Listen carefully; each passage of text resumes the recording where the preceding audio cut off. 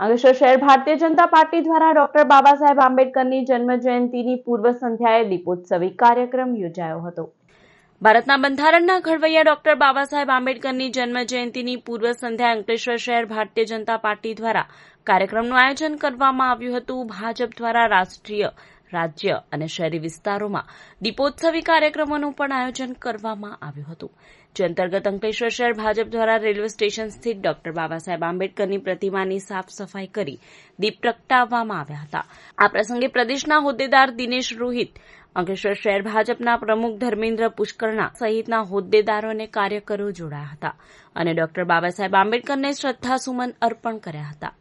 આદરણીય શ્રી ડોક્ટર બાબા સાહેબ આંબેડકરજીની 134મી જન્મ જયંતિ નિમિત્તે પાર્ટીને નક્કી કરેલ કાર્યક્રમો મુજબ સમગ્ર દેશમાં, રાજ્યમાં અને જિલ્લાઓ અને વિધાનસભા લેવલ પર બાબા સાહેબ ની જન્મ જયંતિની ઉજવણી કરવાનો કાર્યક્રમ નક્કી કરવામાં આવ્યો હતો।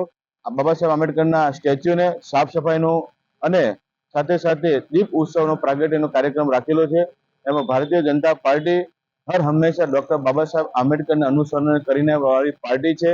આ દેશની અંદર એક જ એવી પાર્ટી છે કે જે ડોક્ટર બાબા સાહેબ આંબેડકરના સિદ્ધાંતોને વળેલી છે। એના ભાગરૂપે આજે અમે સૌ કાર્યકર્તાઓ દીપ પ્રાગટ્યનો મહોત્સવનો કાર્યક્રમ ઉજવ્યો છે।